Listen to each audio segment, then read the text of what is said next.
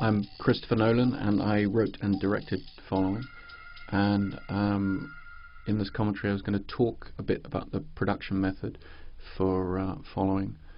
The film was originally conceived as a no-budget movie. I knew I wasn't going to have any money to film it with, so the script was written with that in mind very much. And I wanted to write a script that was effectively this non-linear structure that came together as a kind of modular story, whereby you kind of get the headline version of events to begin with, and we'll see that coming up in just a second. This hint of things to come, of what the story is going to represent. And then I wanted the story to have these parallel narrative timelines that we would cut between, and in that way expand the story in 3 dimensions at once, the way that we receive stories in everyday life, even conversationally, the way that we will reorder information and make peculiar narrative connections rather than just telling the story chronologically. These scenes were shot on the streets of London using a Bolex wind-up camera, and that's Jerry Theobald there, who plays the lead and also produced the film with myself and Emma Thomas, who's now Emma Nolan, who is my wife and who appears in the film in the background at various points I'll point out. Shadowing. Following. I started to follow people. Who? So at this point we just wanted to show That was the whole point. various things that we're going to expand later in the story and get across the premise of this person completely on their own in the midst of this very crowded city, which I thought was an interesting jumping off point for somebody who had voyeuristic tendencies and who was going to get drawn into other people's lives by just attempting to connect with them in this inappropriate way. The genesis of the screenplay was very much from living in this part of London and being surrounded by people. You know, as soon as I would go out the door, I'd be amidst this great crowd of people, and I became interested in this idea of picking out one person from in the crowd and wondering about how they've arrived at this point. Just became irresistible. In the scene I wanted to just show a little bit more of a steady hand, if you like, with a couple of calm tracking shots, just to clue us all in to the fact that the style of the film, the handheld style, is very deliberate. It's a product of just coming up with a way of shooting a film at this level, whereby I could shoot the film myself, do the camera work myself, shoot the film with mostly available light, grabbing shots outside where we could, doing a lot of shooting next to windows like we are here, with existing light, and shoot the whole film basically handheld in that way, with just myself and a couple of friends as crew, shooting at locations which we would often find out, you know, where we were shooting just the day before we would film, but the actors and I had rehearsed for about 6 months before we started shooting anything, so they were so well versed in the scenes they could just adapt it to a new setting quite easily. And we shot in friends' houses, parents of friends' houses. These kind of outdoor shots we were just grabbing, as I say, with this clockwork Bolex, no permits, this kind of thing, having to be very quick. Got very lucky in terms of not too many people looking into the camera, which is the thing that kills shots for you, when people get interested in what you're doing and look over to the camera. But we managed to get enough. And then I just wanted to cut in these strange images that you don't understand the first time you're seeing them, but that later on in the film become clear, and if you're watching the film a second time, have a slightly different meaning, and all of these scenes will have a slightly different emphasis the second time you see the film, which was very important to me. I like films that if you're interested enough to come back to it the second time, you'll get something different from it.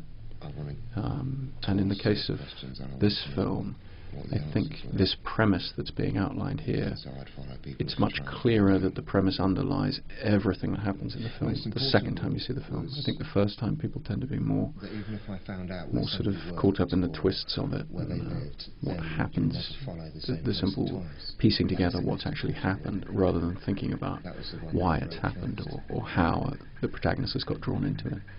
I think the next time, the next time you see it, if you see it a second time, it tends to be more about what's going on in Jerry's head, Jerry's character's head, and how he gets drawn into the situation he's drawn into.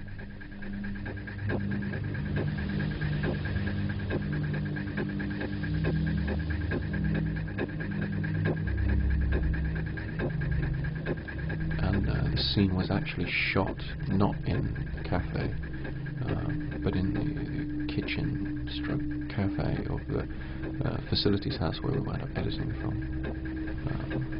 But I thought it looked enough like some sort of trendy London cafe.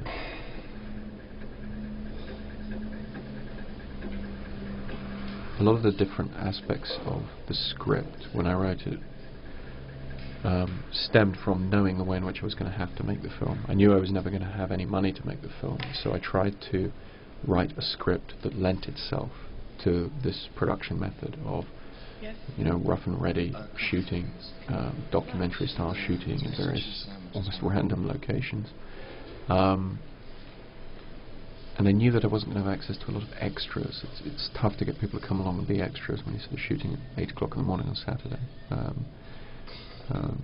But I felt like coming up with the story of this sort of lonely person. It's quite and the character's quite alienated from everybody around him, so I felt it didn't hurt to not have too many people in this cafe. And behind Jerry there you'll see Emma, who's a producer on the film, and crops up in the film 4 or 5 times. Who and why? I think Alex Hall there, who plays Cobb, does a wonderful job of just getting straight to the point. I wanted in this scene to just immediately put the protagonist on the spot. You know, we've already got some idea of what he's been up to, but really put him in a quite embarrassing situation there. And seeing what Jerry does here, I really feel his discomfort. It's quite quite uncomfortable, really. These first scenes with Cobb were always intended to immediately suggest this connection between who he is and what he does, and what Bill, as he calls himself here, although I don't believe him when he says it, okay, to tell you the truth, I thought you were this guy that I was at school with. I saw you walking here, so I followed you in just to see if it The idea for the basic premise of the film came from living in the West End, as I had been for a few years, really right around where the film was shot, and every time I would go out the front door you'd just be absolutely swamped by pedestrians. I mean, London is such a crowded city, particularly in the West End, and I just became fascinated by this idea of stopping to think, focus on one of these people who are around you and say, okay, who is this person, where is that person? Became very interested in the voluntary protocols that everybody lives by in a city like London, where physically you're in very close proximity to absolute strangers, but you never allow yourself to connect with them in any way. You respect each other's difference in this quite peculiar way. I mean, one of the examples that I wasn't able to work into the film, but I've always been interested in, is the way that complete strangers walking down a street as crowded as Oxford Street, for example, they'll never walk at the same pace. You'll always speed up and slow down a bit. You know, you won't just fall into step with somebody you don't know. And this is the kind of barrier that people erect between each other in a city like London to make life more comfortable. And preserve your individuality, even though you're sort of thrust together with all these people. So that was the jumping off point for the character of the young man, this person who's incredibly lonely, yet surrounded by people the whole time, which to me is a very interesting kind of, you know, modern condition, really. You know, people absolutely everywhere around him, but he's completely alone. So he sort of finds this way of connecting with people, this very unhealthy one-way connection with people. And in thinking about, okay, where am I going to take this character, I immediately thought of putting it together with something else that had happened to me a few years before, when I was broken into. And that experience of coming home and finding the door broken down and realizing that, you know, this sort of cheap, you know, door that we had in the place was never keeping anybody out. What was keeping them out was their respect for, you know, our differentness from them, their respect for the fact that this is our private space and our property and all the rest. And so the burglar figure that came into the film, that came into the script as Cobb, just seemed to me to be an interesting extrapolation of that same impulse to connect with people against their wishes and break down these barriers that we will try and respect between ourselves and strangers that, as I say, we're in physical proximity to the whole time. So the sort of detail that we wanted to put in the scene in terms of the burglary came from talking to the police about my robbery. You know, they came in and one of the first questions they asked is, were we missing a bag? And I said, well, yeah, we are actually. Why is that? And he said, well, because burglars will very often break into a place without a bag and just find the owner's bag and put their stuff in that and leave with that. So I put that into the script, and you know, I tried to write this character of Cobb with, you know, his surgical gloves and all the rest, just to try and incorporate a level of seemingly authentic detail. As the film turns out, whether the detail is really authentic or not is kind of irrelevant, because certainly in my mind, by the time we get to the end of the film, even the idea that Cobb isn't really a professional burglar comes across quite strongly. So he may be constructing the detail in exactly the same way we were, to try and sort of fool the young man the same way we're trying to fool the audience as filmmakers into accepting this rather incredible character of this kind of rather plummy sounding, unlikely looking burglar figure. But I was very struck by seeing my drawers had been emptied out and all this kind of stuff in our place when it was broken into, and thinking about what was going through the burglar's head as he did that. And that really fed its way into this idea of Cobb looking at people's things and extrapolating who these people are from that. And here, I like this bit, he talks about the box. And I was interested in having him show that he understands the importance of what he's looking at here. And then he dumps it out. You know, that's the sort of violation. And that was so striking when we were broken into looking at our stuff all over the place. That's what it's all about. Interrupting someone's life, making them see all the things that they took for granted. Like when they go back and buy all this stuff from the shelves, the insurance money. Well, the stuff he says here, I think is in a long time. Why I like the rationalization of it, but I also kind of believe it in a way, because I certainly found myself, you know, I lost all my CDs in the robbery, so I'm sitting there trying to remember what these CDs were, and some of them were bought, you know, 10 years before, and stuff that I would never buy now. So you have to sort of sit there and think about, okay, which of these am I actually going to go back and re-buy and pay for again? You know, and, it definitely causes a certain amount of an assessment of, you know, who you are and what these things mean to you.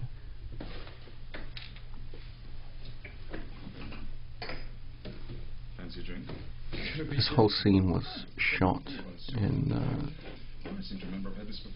a friend's parents' flat. All the locations tended to be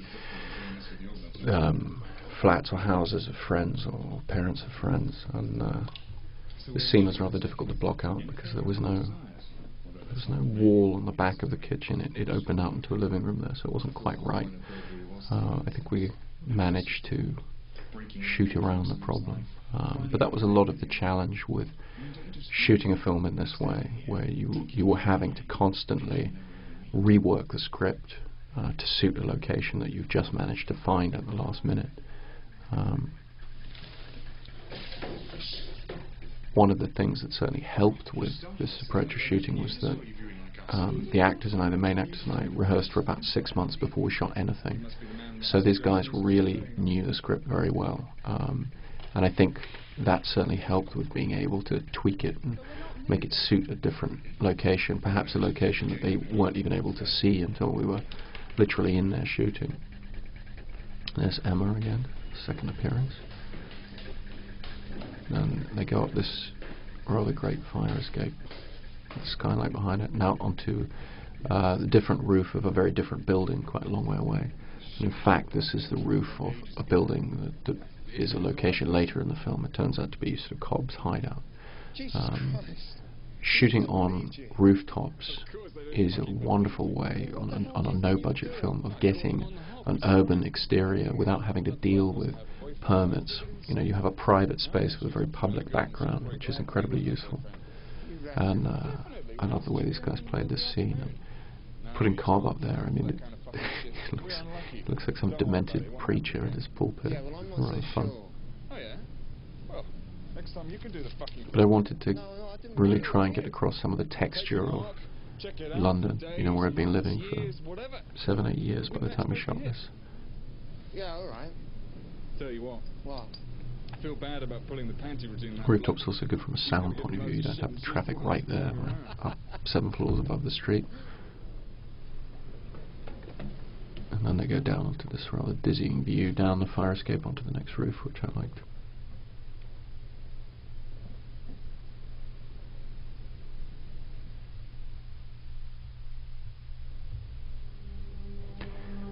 And here we are in a bar called Detroit, 7 Dials. Had these fantastic doors that proved to be very useful in terms of creating the kind of connections between locations and objects that I needed to expand the script in the peculiar directions it does expand. It doesn't run in this chronological way, so you're constantly needing to just clue the audience into a connection between a scene they're seeing and a scene they've previously seen.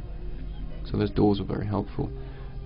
Jerry, in his capacity as producer, one of the things that he did very effectively was to find locations. And this was a fantastic location that he found. He knew Dick, who is the manager of the bar, who, when we came down in there for the first time to sort of scout it out, was there kind of going over the accounts with one of the people who worked for him and all the rest. And Jerry and I both decided after a few drinks that Dick would be ideal to actually play the manager of the bar, and it worked out very well. He did a great job.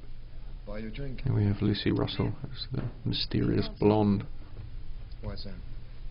I'm with the guy over there. We had to shoot very quickly. We had the bar for a day, but the camera refused to work for the first few hours. We got it running in the end and managed to shoot this before people started coming in at about 5 o'clock. But as with all the different locations, public spaces, restaurants, bars, this kind of thing, very tough to do with no budget, very tough to do with you know, no money. You just get a few hours to just run in, light the whole thing, and it's a murderous lighting job. Because we only had 3 or 4 lights to really light the whole place. So wherever possible, just as in the exteriors, I used a lot of natural light. In these interiors, I would try and use the lamps and the lighting that was in there. But I think it worked out well in this scene. I'm pleased with the kind of look of it, the look of Lucy there, and the way they've played this scene as a kind of retro noir kind of thing. There's Dick.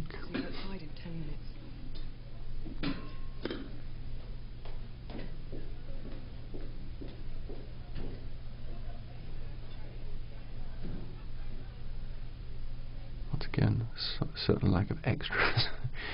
And as I watch the film, I can see all the different people who worked on the film in the background of different shots.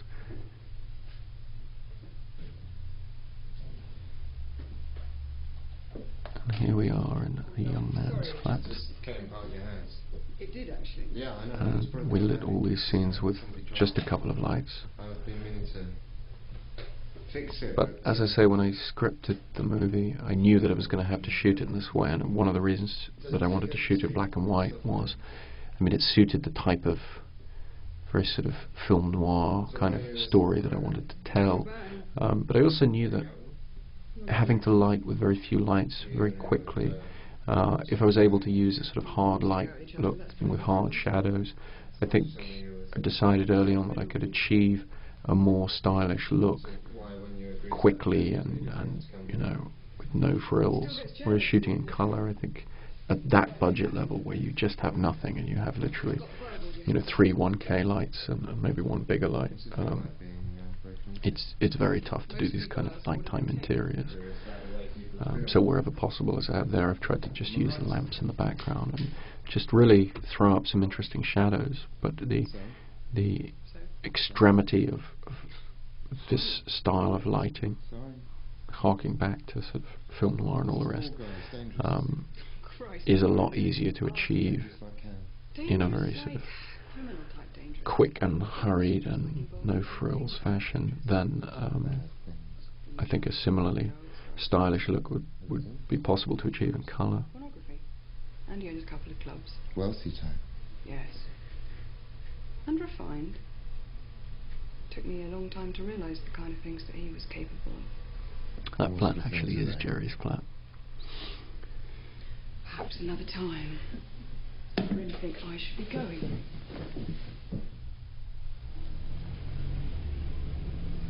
And there we have Dick just outside his bar. Once again, kind of shots we just went and grabbed very quickly with no permission or anything like that. Bill, what the fuck do you want? Here we have Jerry with his most extreme makeup. The makeup was designed to become less severe as the film progresses, to just kind of clue the audience into where we are on the I timeline. know something about protection. Protection? Yeah, you know. And Miranda, who did the makeup, I think did a great job of Stuff like that. figuring out how to make the makeup work for black and white rather than for colour. Would not always look the same. Steel whip. In fact, it would look very different tonally than it would Tools are with good. Sharp the colour. screwdriver, hammer, chisel. Yeah, medium size. But good this rubber is grip. kind of It's very shot nasty. Get a claw where we hammer, would pry just doors with it. basically Slip put the back of your waistband, Jerry set right next to the window and use available light, and just try and get an interesting shot that way. There are a lot of people standing by windows in this film, and that's usually the reason for it. This is the exterior of Jerry's flat. Wonderful stairway outside there. And Jerry had been trying to convince me for some time to come down and see his flat because I'd never seen it before. You know, and he was trying to explain to me that it would be perfect, and I was trying to find something a bit closer to home, maybe shoot my flat. But when I went down and saw it, I just thought it was so ideal for this character. And this was actually the first scene we shot, and I think it really set the tone for what we were going to do with the rest of the film quite nicely, with this kind of handheld, quite aggressive camera work, flare from the window just naturally coming across, just going for quite a cold documentary-like feel. And once again, you know, getting these well-rehearsed actors to just come in and block out the scene the way they felt it was best when they were in the location. Really? Well, What I liked about filming in Jerry's place was we didn't do a lot of dressing. We just got rid of, you know, his nice computer and nice TV and all the rest, and just made it look a bit, you know, dirtier and all the rest. But the texture is very real. There's a lot of accumulation of stuff that we were able to just kind of enhance a little bit. Very difficult with no time and no money to dress sets with enough texture and all the rest. So just shooting in a real place, I thought just gave it a much more authentic feel. And I also quite like the irony of actually shooting in his place, a scene where he's taking Cobb back to his place to get his assessment of who he would say the young man was from just looking at his things. Yeah. What's his job? He works in a bank. This guy's unemployed. No, it's not. Look at the desk. He's unemployed. People who have jobs don't have this kind of. This is one of these scenes that, when you see the film the second time, it has a very different dynamic than the first time, particularly in terms of what Cobb is doing and his reasons for being aggressive with a young man in this way. And I think second time round you get really more of an idea of the mischievousness of this character. You know, Cobb to me is always playing this role, playing this part. Let's go to someplace else. The young man not entirely happy with what Cobb has said about his place. Now that's actually the street outside Jerry's place, and that is a door of my parents' house. But I think we managed to stitch the two locations together. Some interesting cars in the background there. A lot of the style of the movie just comes from me looking through the camera, picking out objects and props and particular locations, or aspects of locations that just happen to fit in with other things we've already filmed, and kind of coming up with this ad hoc visual style that way. So this is all actually shot in my parents' house. We just took a couple of different rooms and stitched them together to give the idea of this apartment she might live in. And they have this piano there that looks great, black and white. And as with other things in the film, provides just a very useful reminder of the location. So the next time we come back to this location, I think we know exactly where we are because of those kind of key props. With the story unfolding in the non-linear way that it does, it just seemed very important to connect different scenes through the objects that we see. Particularly because the young man is different and behaves slightly differently and looks slightly differently in these different timelines. His physical appearance helps to just clue us into which timeline we're in, but then of course we have to work a lot harder in terms of connecting locations through significant props and memorable details. And I think we're very lucky with the locations we wound up using, that they all seem to have a little something that your eye would be drawn back to, whether it was the portholes in the door at the bar that we shot in, or the piano in Blonde's living room here, or the frosted glass of her door, actually, because as soon as we see that again, we know we're back there. I think the actors here did a tremendous job of analysing the way the film is going to appear to an audience the first time and the real substance of what's going on. So the scene plays very well at both levels, and when you see the film a second time you get something very different from their performances. And then of course we have bits like this where we have no idea why Jerry is coming up and looking in the piano stool, and it's not till a couple scenes later that we kind of figure out what it's all about. And then the second time you see the film, it means something even a little bit different, I think, because he's there wondering, you know, why is Cobb taking this earring? Who's taking it? What does that mean? And I think Jerry does a fantastic job of indicating those different levels, as well as, I think, in this scene, he really gets across the idea that he's taken on a different persona. He's taken on some of the attributes of Cobb. And there's a confidence in the way he, and kind of an aggressiveness in the way he approaches this scene that seems really different to the way he is in the long hair scenes.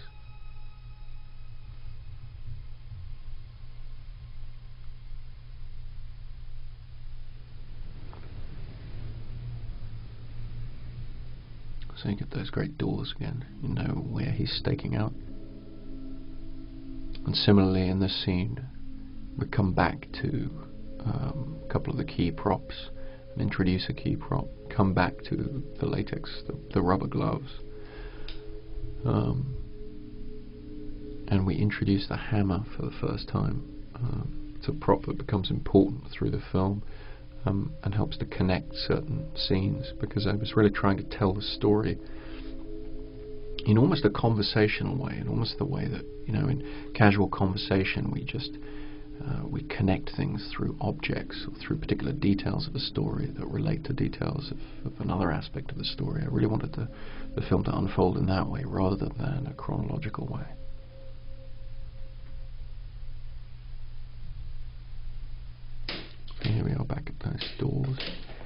my dad very kindly let me break that window and actually went and bought a couple extra panes so we could do it a couple of times.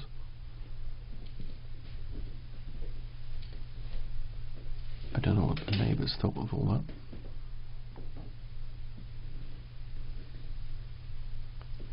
Quite proud of this shot because I was backwards down the stairs with the camera on my shoulder. I got pretty good at handheld camera by the end of this film because the whole film was shot that way. But we shot on this Arri BL. It's a very large, heavy camera, but it's wonderful for that kind of shooting because it just sits like a rock on your shoulder and you get something really quite steady. So this shot, I wanted to be really identical to the shot in the previous scene, and a couple of scenes before where we see him come up to this piano in kind of the same way and look around. But obviously he's got different things going on in his mind at this point.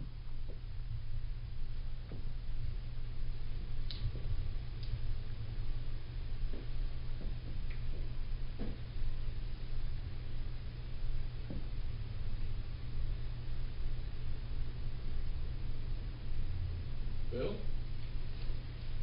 It's actually my voice saying Bill. I had a couple of strange ADR moments in this film because I think Alex wound up in Australia by the time I was needing that line, and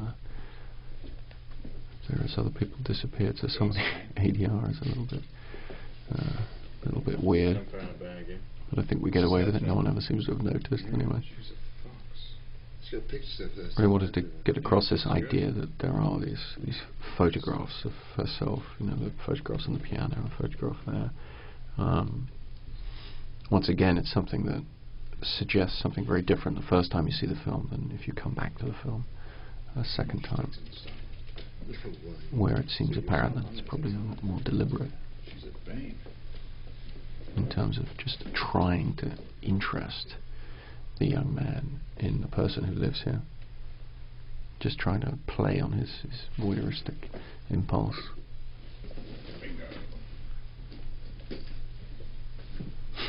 I like the look that Jerry gives.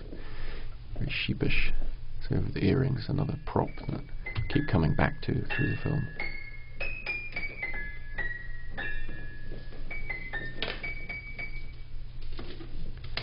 And this scene, it's funny when I watch it now because I wanted, later in the production process, I wanted to go and shoot some inserts of some of the objects he's stealing here, but actually my parents' house got burgled for real, and some of these things that I was going to shoot the inserts of actually got stolen. Kind of a weird irony. I think the scene plays fine without. Why does she have so many pictures of herself? And back to the strip of passport photographs. I think the second time you see the film, it's very obvious that the manipulation, deception that's going on here. You know, they're really trying to interest him as much as possible in the person who lives in this place. Stereo's too big. Piano definitely too big. I think I'll just misplace this.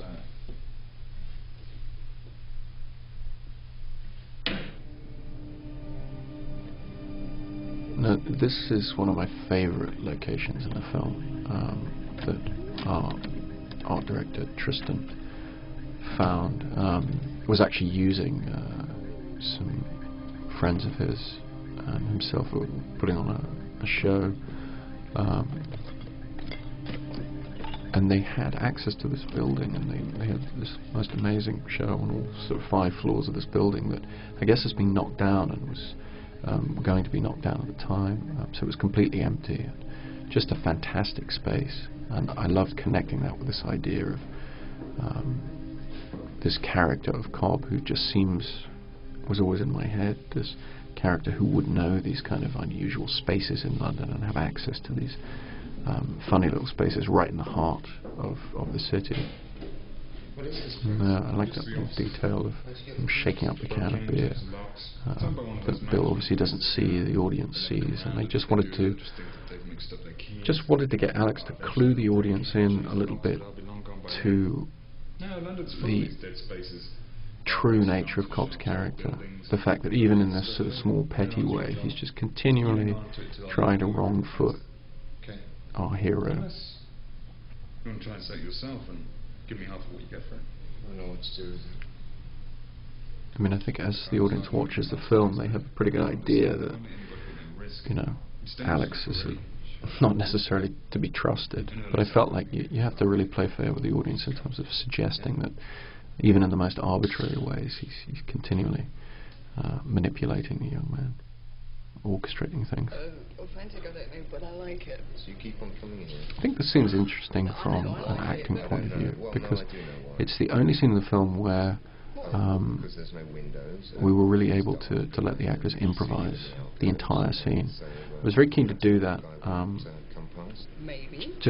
not just to give it a try, but also I needed a casualness, like an intimacy to the scene that would suggest the development of a relationship that's happened off camera. A lot of what takes place in this story is off camera. You know, we're seeing absolutely the bare bones of the story, just the key moments we need, which is why it's such a short film.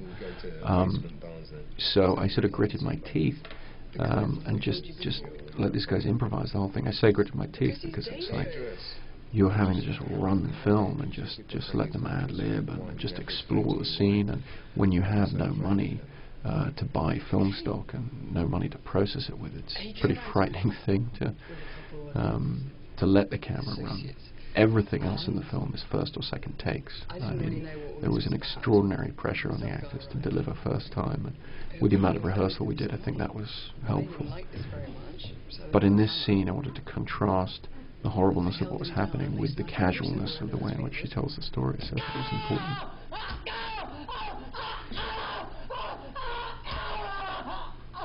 And then they smashed his skull.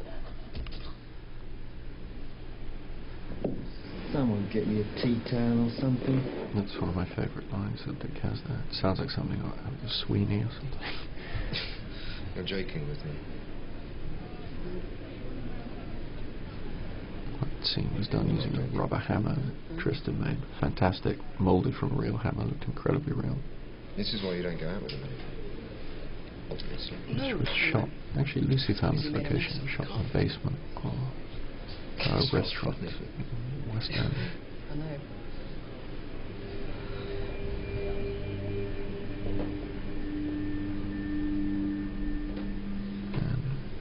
Just in quite late in the day, just wanted to get across the detail and the concept because it becomes important at the end of the film.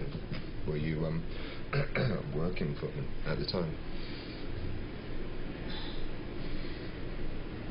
That is none of your business. I like the feel of it, Someone else to start telling me improvising the scene just gave it. It's just a little bit different to everything else in the film. There's Dave Julian in the background who did the music for the film.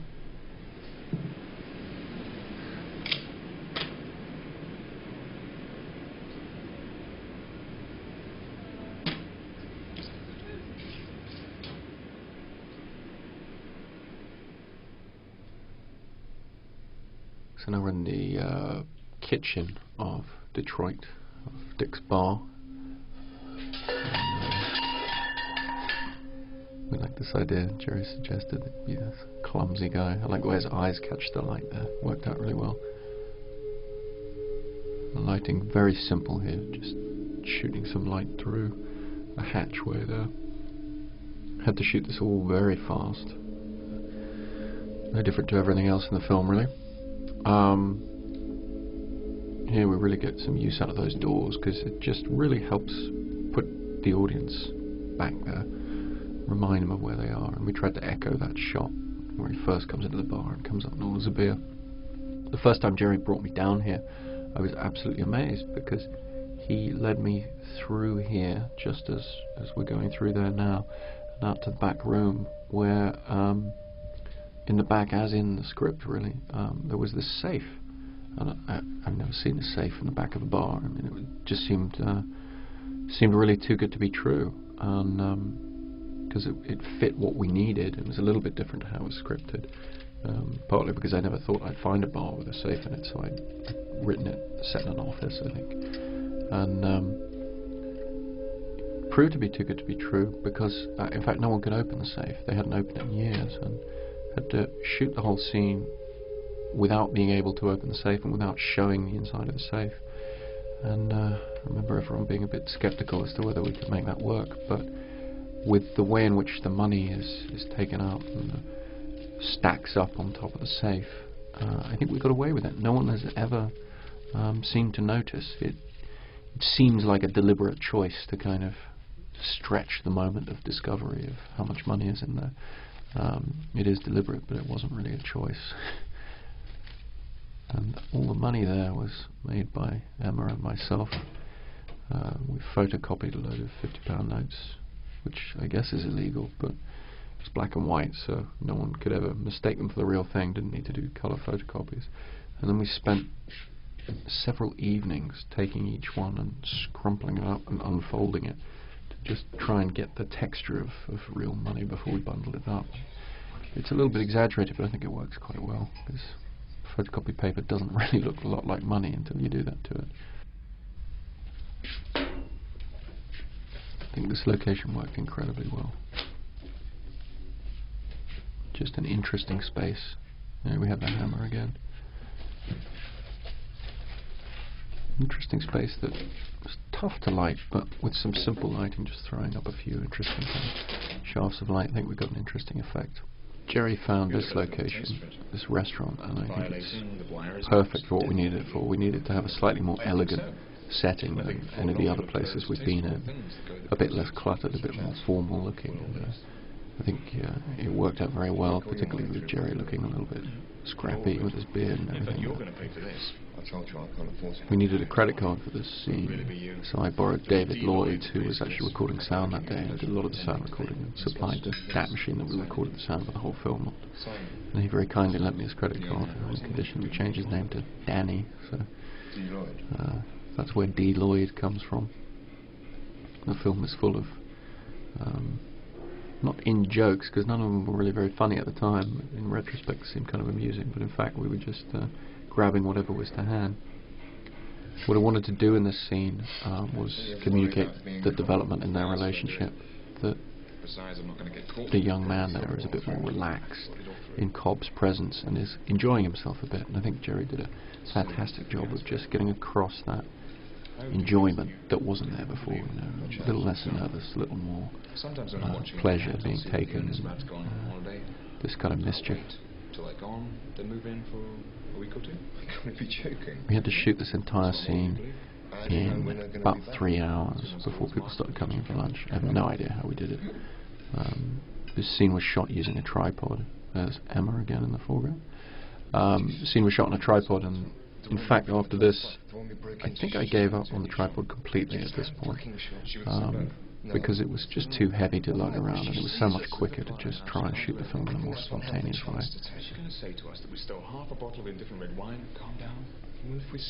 Yes, I fucking mind. My dad is in the background. There's Emma.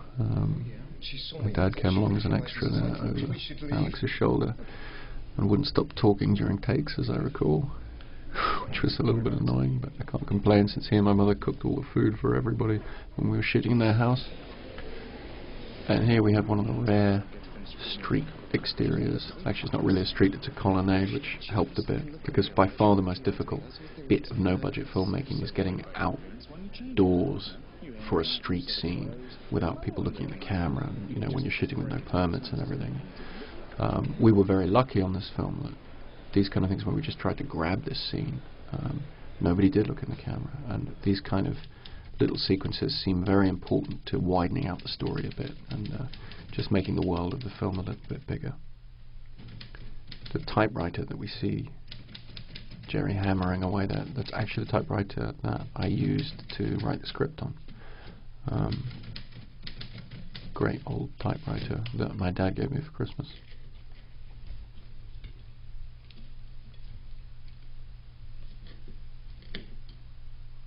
We put the sequence in at quite a late date. Gareth actually cut it in from a lot of the footage I'd taken of Jerry typing, because I just felt like we were missing the writerly aspect of the character. I think we just needed to see a little bit more of him applying what he's thinking about the people he's been looking at. So that came in quite late.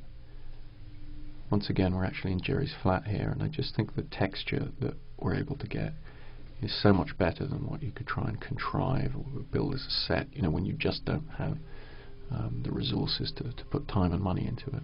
You know, I think there's just no substitute for shooting in a real location. Once again, almost entirely available light, I think.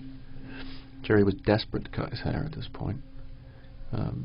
I made him keep it long for months and months and months, and that provided us with a sort of a drop-dead date for getting all of the sequences with long hair done before he actually cut his hair on camera. And he sort of cut half of it off himself and then went to the barber for a bit of a tidy-up. I really like Dave's music cue at that point, and then leading into this next point. I think it's a fantastic bit of music. Still use that bag.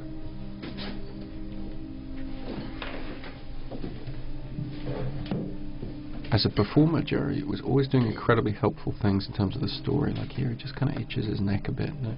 Just little details like that that were constantly helping me, you know, when I came to edit, just sort of guide the audience through the things we needed them to really understand in terms of the way the scenes linked up.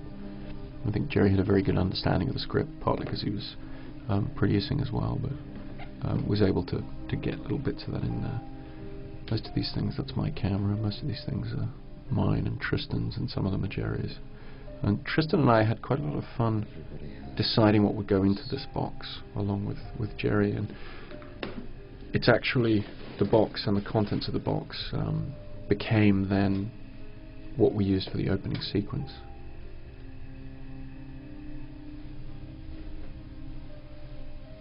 But the process we were going through in terms of deciding what would be evocative and memorable in terms of little objects that you'd find in this box was really exactly what off-screen or on-screen at the beginning of the film Cobb goes through, because it's him, the implication is it's him who's put these objects together, and he's sort of sat around and thought, okay, well, what looks kind of profound or suggestive in some sentimental way, like this little candy necklace.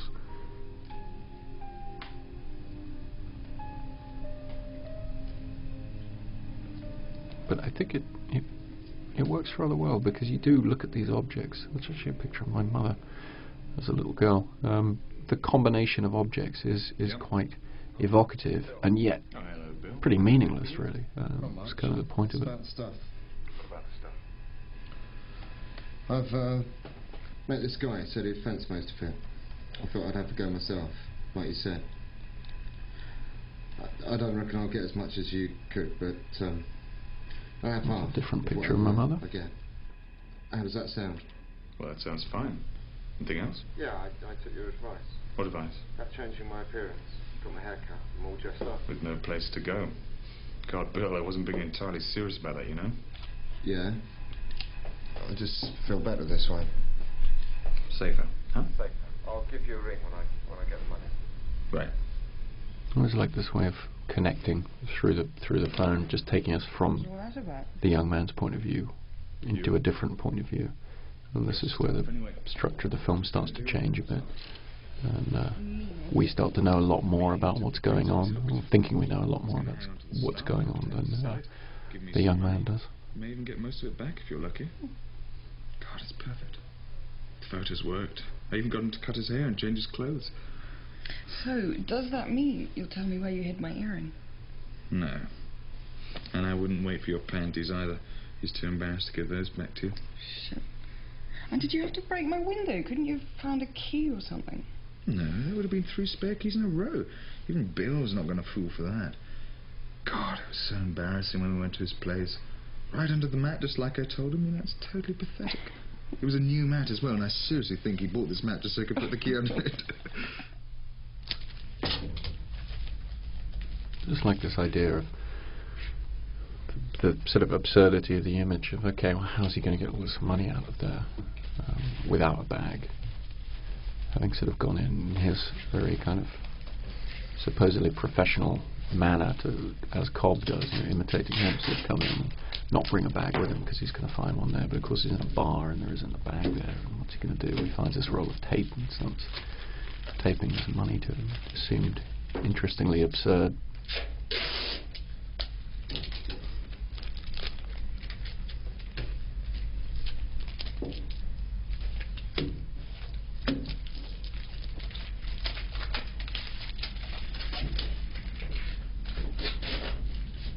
actually never had enough money. It took us days and days to make what we had, so we had to sort of shoot around, keep using the same bundles of money and try and make it look like there was a lot more there. I think we got away with it in the end. Tristan's fantastic rubber hammer once again. Into action.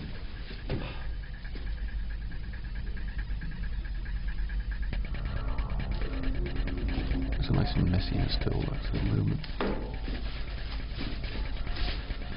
Once again, Jerry very helpful as a performer, just in the silhouette, sort of seeing the hammer right where it needs to be, so everything just kind of reads right.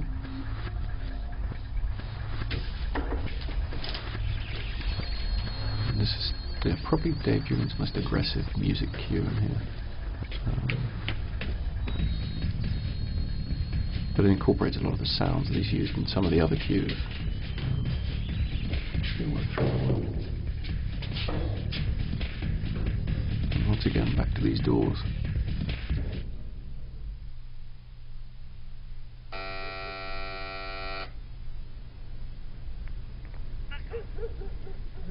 That's actually Emma's voice, not Lucy's, because we couldn't get Lucy to ADR that at that point, for reasons I can't remember. And I think I actually just recorded it over the telephone from... Emma had already moved to LA at that point. I just phoned her up one night and recorded it off the telephone line and distorted it enough so you couldn't really hear whose voice it was. Because I think we'd just come down to... had to do it that night and get it in to the sound mix the next day. So apologise. But we seemed to get away with it. To be entirely honest with you, I'm doing a piece about burglars. What? I'm writing I like the way about burglars. Jerry, the whole way through in his characterization, he talks about doing a piece about burglars. He always manages to talk like a writer, but you never quite believe that this guy's ever gonna get it together to actually write something or finish something. I just go along and see what happens. Is that it? This was a scene in editing actually moved in the film. In the script it occurs later, but I felt when we cut it together and we looked at what Lucy had done particularly, in terms of what the emphasis of her acting is, it seemed more productive for us to know what she's leading him into. We've already seen him, fleeing from the robbery, and we know that something's wrong there. Because I felt like Lucy had really emphasised the kind of manipulation that she's doing here, and I wanted to kind of have that pay off, because we know more than the young man at this point. Those were the kind of choices that we made in the edit suite. At various points in the film, particularly at the very beginning and the very end, we sort of restructured from the script quite a lot, even though the script had always had the basic structure that the film has. I'd written it with these 3 timelines, but the length of the different blocks and where particular pieces of information were revealed changed in the editing at certain points. As I say, in this case, to accommodate the emphasis of the performance, I think it came across much better if we already knew that he was going to get himself into trouble. So we were watching this, questioning what Lucy is doing here and wondering exactly why she's manipulating him and what's going on there. If you get them, you won't look at the photos and you won't even look in the envelope. Of course not. I've got your word on that. You have my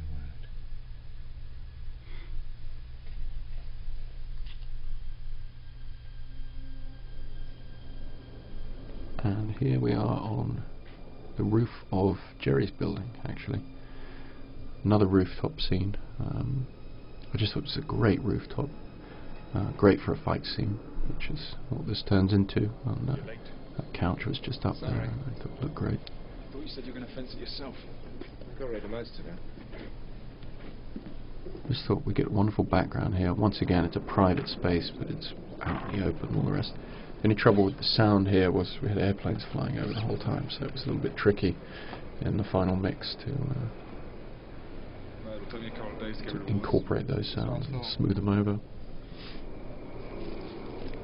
We weren't able, as most no-budget films are, to do any post-syncing really, because you just can't do it well enough if you don't have the money really. And I think because of the documentary style of the piece, I wanted the sound to have the kind of slightly scrappy quality that it does, the kind of immediacy, and you can kind of hear the echoes of rooms or what's going on in the background and all the rest. It just feels a little more suited to the camera style, that sort of handheld camera, the kind of documentary feel of the piece. So I didn't want to do any post-syncing. A lot of low-budget movies and no-budget movies do a bit of post-syncing, and it doesn't blend very well with the backgrounds because they don't have the resources to pour money into a sound mix. So what we got was, I think, a kind of effective sidestep of that process. I think it's a sound mix I'm very happy with, but I think it just suits the handheld black and white 16mm qualities of the film. I thought she looked interesting. Followed her, we had a drink, and now we're involved. Have you slept with her? Yeah. We rehearsed this fight scene a lot the day before. Give some of her stuff back to her, but I thought that would These guys did a great job with it. I think it was pretty tough because the roof was concrete. So It's a nice haircut. you know, we had padding and stuff, but I mean a lot of it just going down on one knee or something like that. So scratch up quite a lot. But I wanted this fight to just have a really scrappy quality. Gareth did a great job with the editing because it flows, but it's just messy, scrappy, almost like a couple of kids on a playground. I think Jerry got pretty banged up shooting this, actually.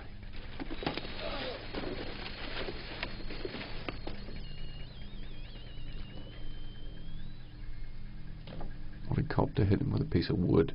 Just get across this idea of him not really feeling any particular reason to not just grab the nastiest weapon in hand and smack him around the head with it. Bit of a pragmatist, right? It's actually Jerry's washing on the line now. Some of which he wears in other parts of the film, which some people have actually noticed. It's funny the things people notice continuity-wise and prop-wise. And that's a shot that we see earlier in the film, although we use a different take earlier in the film. I was always interested in playing around with, when we did repeat images, using different takes so they would be slightly different. You'd remember them slightly differently. Plus it saves you money on doing any kind of optical work in terms of duping a negative. This film was pretty carefully planned out to not include any opticals, really. There's one dissolve at the end of the film, and everything else is straight cuts and cuts to black. And that helps enormously with costs and so forth. And it also reduces the amount of work that you need to get the lab to do. So it's a very straightforward film to put together in terms of when we had to strike our first film print. You have to beat him. Did you have to sleep with him? You told me to. Well, I said you should if you had to, but it's not really the same as telling you to. I think this scene came together nicely. It's difficult, particularly for Alex's side, because it's very expositional. Deep shit. But I think what he's saying, I mean, it's advancing our understanding of Well, they've already had me in for questioning, haven't they? the plot quite a lot, so I think it works on that level because people are very interested in what he's saying. They want to know what's going on All we here. need is someone with roughly the same appearance, roughly the same way of working, and we should be fine. Just tell him Again, what really got that happened. piano in the You found her background. like that. No, you Just wouldn't helps say that if you put us saw where it, we so. need to be. No, I mean, this is horrible. There's blood everywhere. I mean, her head has been beaten. Yet she doesn't even look human anymore. I mean, I've And been again, there this a is, while. you know, I may have left traces. Alex having to make that prints, choice of rings. what level to play this on, you know, Point because is, the body's he's fresh, lying doesn't to get her. long. Any But witness we might don't know know their that when time we of first see the death. film. It's a question of how much do you want to Didn't get a good look at you. clue the That's not audience point, is in. it? I A think crime he's that brutal. An old lady beaten to death. got it about They right. even think it's me. They're going to try and pin me. It works a No, second we've got to have time someone else. when you know that he's They lying. He told does them seem to be someone lying, else. but I don't think that comes across the first time. He's perfect. But it's always a bit of a And even dilemma. strangers that have seen him before aren't Because you gonna want to play recognize fair with the his audience. haircut. No, he's our man.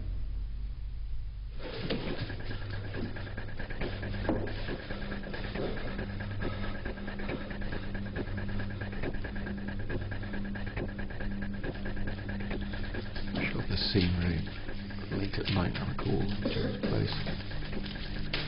An interesting quality to him strip his gloves off there. That was a big dilemma because, in fact, in the scene of the robbery. His gloves were on and off the whole time, continuity-wise. That was where we made our biggest mistakes, but luckily no one seems to have really picked up on it. In the script you hear the other half of the conversation, but I kind of felt at this point we were sort of seeing him in a more objective way. We kind of stepped out of his point of view a bit, so it just seemed to work better. As if we're kind of not seeing things quite so much from his point of view at this point.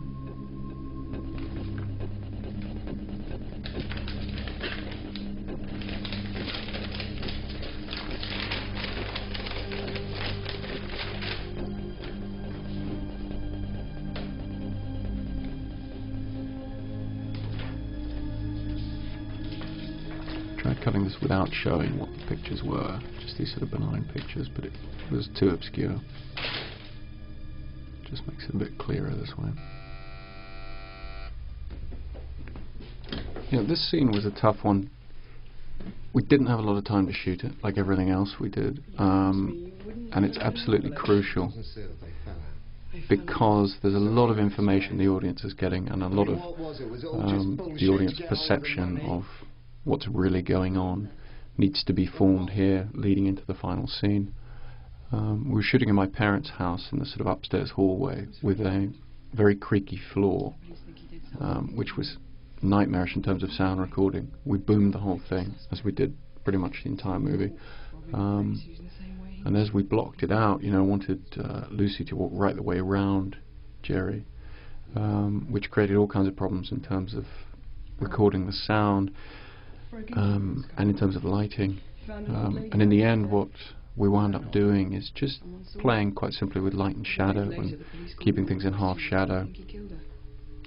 Shots like this here, and taking her shadow across his face and his face across her shadow, that kind of thing, which just helped give the scene a little extra something, because it is one of these very expositional scenes. The film has quite a lot of exposition leading up to the final scene, because I wanted people to go into the final scene with what they would think of as a very clear idea of what had happened and what double cross had been perpetrated against the protagonist, and then try and reverse that in the final scene. How could you do this to me? We had a lot of camera noise on this scene, some of which you can still hear. We did a pretty good job of filtering it out. But it's an older camera, and when you're in a low ceiling place you start to get a lot of an echo of the camera mechanism that winds up on the soundtrack. But once again, I was really trying to avoid post-syncing anything, because I think to recreate performance is very tough. So the sound's not perfect, but I think it works well in terms of the acting and the feel of it. He went down. I didn't hang around long enough to find out whether he could get up. It's his blood on my hammer. How could you do this to me? It's nothing personal. When I began this, I didn't even know you. I think both Lucy and Jerry do a great job here. Lucy was very sick that day, as I recall. We had a lot to film. So they really pulled it off. I'm going and I'm going to tell them everything. I think as with a lot of things in no-budget filmmaking, very often the limitations create a sort of energy level. People kind of rise to the occasion because they know you only have a few hours in a particular place. And we were at a point now where we really needed to get the stuff shot, because everybody was moving on to other things. I wouldn't do this if I were you.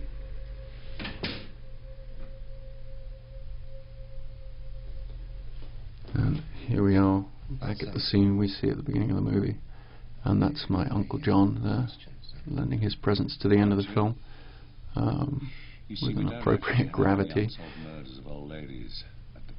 And this scene was a very difficult one to cut. We cross-cut between this and the scene you're about to see between Alex and Lucy, and it was difficult to determine the pacing of this scene, because the audience once again is given a lot of information, or at least a couple of significant reasons to reinterpret the exposition they've been given in the last few scenes. So the audience needs a little bit of time to absorb these things.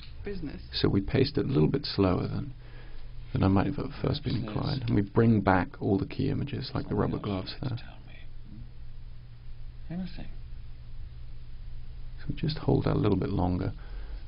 Just let people like the young man realize something else is going on here. What are you going to do with it?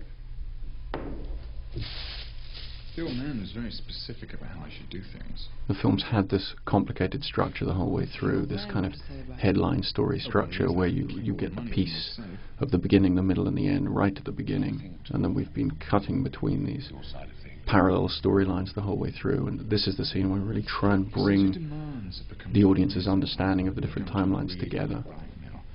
He said something about you being... I wanted to be sure that everybody really understood what they'd seen right at the end of the film. About exactly how and where I should take care of things. Something about a blood-stained carpet that you've got stashed away to back up your... So we use the piano, the hammer, all the key props that we've seen connecting the rest of the story. We found her this morning. What do you mean, found her? Her body. We also found a hammer with 2 types So of at this nails. point, what we think we've One seen type I assume in terms of the matched exposition of the way in which the young man's been manipulated, we really try and turn that on its head right near the end of the You must movie. have tortured her to get the combination. I didn't touch her. And what we We tried also to do found is some then interesting bring back items this in your idea flat, of the in box. shoebox under your bed. Cobbs planted this shoebox with different props that we've seen through the story, that we now sort of reinterpret their meaning one by one. Are they hers? So the audience just has time to absorb this information before the end of the movie, piece by piece. So we go back to the underwear, the passport photographs, the earring, Pearl earring, and then finishing with the credit exactly card. matched the one worn by the deceased at the time of her death. A little trophy. No. It was Cobb who planted it when we turned over her place. Go and collar him. I gave you his address. We checked the address you gave us. There's no Cobb there. The flat belongs to a Mr. D. Lloyd. He's just returned from holiday. And he told us that while he was away, his flat had been burgled. Not much was missing. But his new credit card hasn't yet arrived. I just Well, that wanted to was use Cobb. the credit card We used as it to pay for a meal really in the a final restaurant. nail in the coffin, Found this at your flat. it being his own handwriting that he It was signed it Cobb. with, Who stole so it? that when Is Jerry that your sees this, handwriting? he knows that there's no getting out of it. Yes. Then we come into this dissolve from his face to Cobb, and we shot Alex out in Covent Garden where we'd shot the beginning of the film, and we're able to engineer him disappearing into the crowd. We shot this at waist height so that the people closest to the camera, even if they were looking at the camera, you couldn't see that, and then it finishes. And I think, looking back at the experience, to me, the thing that we got right in terms of making this kind of no-budget film and really trying to create something that would find an audience is, in terms of crafting the script, very much with a mind to the production method that we were going to use in making the film. So when I sat down to write the script, I created this kind of modular structure for the script so that you really were only seeing the bare minimum in terms of what you needed to see for the film. None of the shoe leather, none of the in-between bits. It's a very sort of shorthand film in that sense. And it's all set in locations and incorporating characters and all the rest. The kind of things that I felt I was going to be able to find easily to hand and not have to pay for. And I think if you're setting out to make a no-budget film, those are the kind of considerations that you absolutely have to be top of your mind while you're writing the script. Otherwise you're going to have to compromise too much in production terms. What you've written, the way I approached it, I wrote something that I felt that I'd be able to achieve in this way.